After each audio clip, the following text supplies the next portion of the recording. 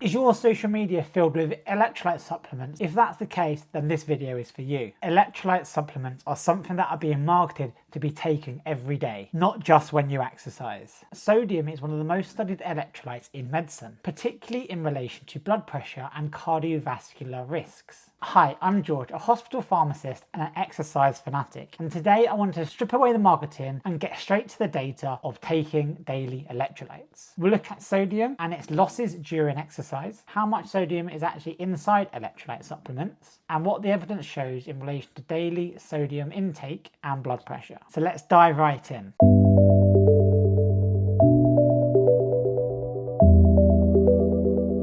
So where else to start than with the basics? We're going to say sodium in this video, but when we're talking about sodium, we're kind of linking it in with that salt, which is sodium chloride. And sodium is lost in the water, the sweat that you lose when you're exercising. So during prolonged exercise, particularly in hot and humid conditions, you'll be sweating more and therefore you will be losing more sodium from the body. And sodium plays a few key roles during performance. So sodium helps retain fluids. So water with sodium inside of it stays in the bloodstream longer than just plain water, allowing us to stay more hydrated when we're losing more water. It supports plasma volume, and plasma volume is the majority of what your blood is made up of. It's the fluid of the blood, to say. So having sodium here, it helps maintain that plasma volume, therefore aiding circulation, thermoregulation, and leading into endurance capacity in that performance setting. And finally, it maintains that thirst drive, which helps you prevent underhydration during those longer hot, humid sessions. And this is where electrolyte drinks, sauces, etc. are ideal, and I'm sure everyone on the internet agrees. So electrolytes are perfect in endurance events when we're going beyond 60 to 90 minutes, in hot, humid, sticky conditions where we're sweating a lot more. Heavy sweaters in general, or salty sweaters, are key candidates for supplementing electrolytes. Or if you're undertaking multiple training sessions a day, or you're in an environment where you're having to have multi stages per day, so whether that is in a boxing and you're having multiple fights a day, or that's in a endurance event where there's multiple events during that single day, where we want that sodium to force us to stay hydrated. In these settings, sodium supplementation is key. It's physiologically sound and supported by many and all sports nutritionists. No debate needed. And as you could have kind of linked in here, the sodium supplementation from these electrolytes is all relevant to how much we are losing. So let's start with those sweat losses. And to caveat all of this, these figures that will be quoted are different person to person and also change with the conditions that we are in. Hot, sticky conditions versus cold, dry conditions. They're all different. So the sweat rates are different and the saltiness of that sweat can also be different. So looking at the sweat that is produced, the sodium in that sweat can vary in concentration. Typically, the sodium content of sweat is around 20 to 80 millimoles per litre, which roughly equates to around 450 to 180 milligrams or 1.8 grams of sodium per litre of sweat.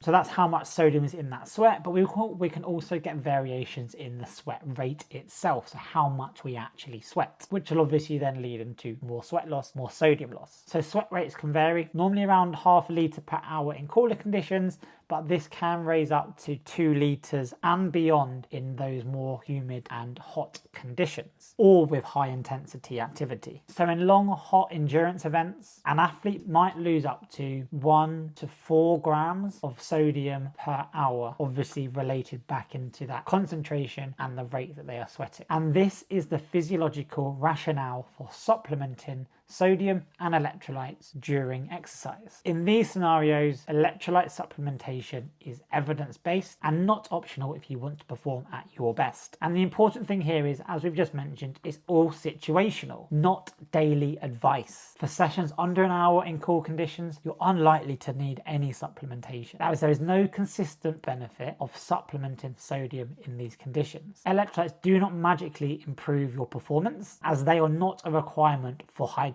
Water is the hydration. So let's take a step back from the performance setting where we know supplementation in the right person, at the right time, in the right conditions are fundamental. But taking a step back and looking at the general Joe, let's look at the baseline sodium intake per day. So obviously salt and sodium are in the public health domain and they're in our diets. And the WHO, which is that World Health Organization, recommends less than 2,000 milligrams of sodium per day, which roughly equates to around 4 to 6 grams of salt per day. But in the UK and the USA, this actual intake of sodium is a lot higher, around 50 to 70% higher, leading to the average person taking on around 3,000 to 4,000 milligrams of sodium per day, which roughly equates to that 50 to 70% increase in the recommended values of sodium intake per day. And this matters. The electrolytes that we are being driven from those marketing perspectives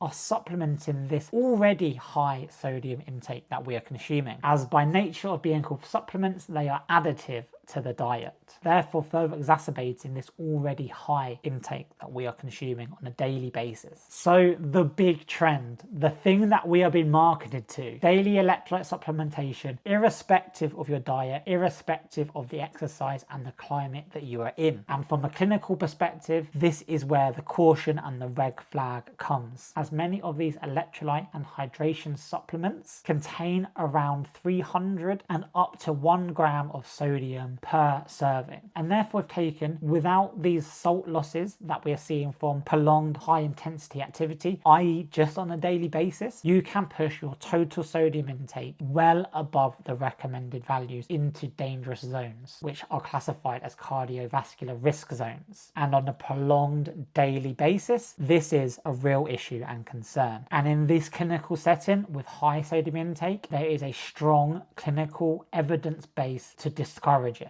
There's lots of meta-analysis of randomized controlled trials, which are the highest value trials, that show reducing sodium intake have profound positive impacts on cardiovascular risks, especially blood pressure. And these positive impacts can be seen in both those hypertensive patients, but in those normotensive, i.e. those with normal blood pressure, we can see some positive reductions in that blood pressure reading, which is only beneficial to our long-term cardiovascular risk reduction measures. To quote you some more figures, the average blood pressure reduction that we see with salt reduction to normal levels is around 5 to 6 millimoles of mercury in that systolic pressure in hypertensive patients, and in normotensive patients we see around the 2 to 3 millimoles of mercury reduction, which both may sound small, but at a population level, which is what these electrolyte supplements are being marketed at, equates to around a 10% lower stroke mortality rate, which is huge. Also, the impact of excessive salt intake from these supplementations and our diet is exponentiated in certain cohorts of the population, as these cohorts are known to be salt sensitive. These cohorts include older patients, those with renal disease, those with obesity, those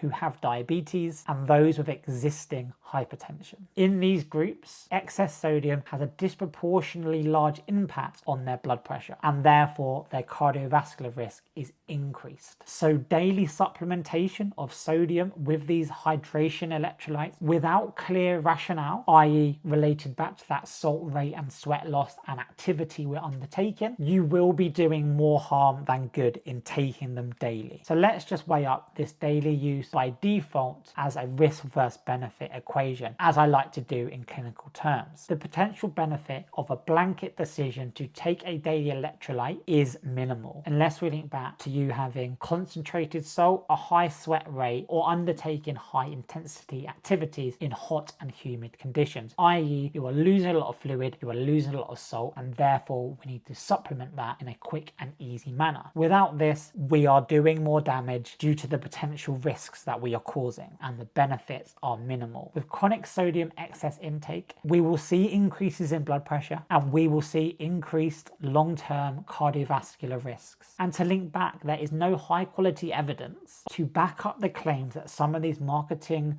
ploys are taking of using electrolyte supplementation in non-exercising individuals. Electrolytes are not known to improve your cognition output, are not known to improve your cardiovascular output, are not known to improve your health, are not known to improve your energy or cognition, are not known to even improve your hydration status, unless you are a high salt sweater undertaking long endurance activities and have a high sweat rate. And linking into one of those points I just mentioned around electrolytes and hydration, a key myth here is being uncovered. Exercise-induced hyponatremia, which is at low sodium, is not caused by low sodium intake. It is primarily caused by excessive fluid intake, the converse of what you probably thought, hey? And this comes from drinking beyond thirst and overhydrating. Therefore, electrolyte supplementation does not reliably prevent low sodium levels, hyponatremia, if fluid intake is in excess. In other words, sodium intake, electrolyte usage, does not prevent overhydration. Therefore, the safest principle, which is supported in the sporting consensus, you shouldn't be drinking so much that you actually put weight on during exercise. So taking my enthusiastic sporting hat off and putting my pharmacist hat back on, there is a simple evidence framework behind all this. Use electrolytes when your sodium, your sweat loss is significant. You can even work out your sweat rate, and there are some calculators online to do this. They're really simple. You basically measure your weight before and after exercise, and it can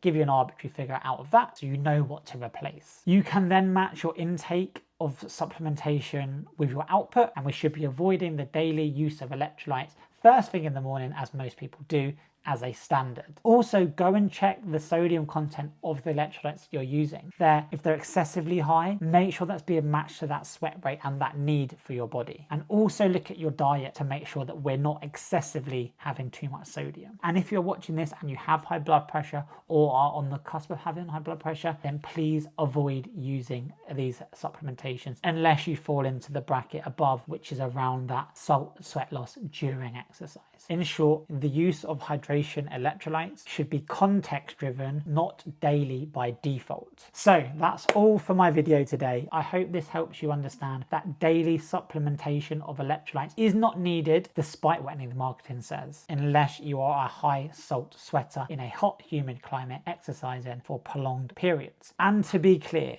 sodium is not the villain here, it is dose dependent and context driven. In everyday life, excessive sodium is a cardiovascular risk factor. The data is very clear. If you value evidence over hype, like this video, share it, save it, whatever you need to do, and comment below if you have ever tracked your sodium or if you plan to do so in the future. And if you want more pharmacist-led breakdowns that cut through the hype, you're in the right place. Go and subscribe.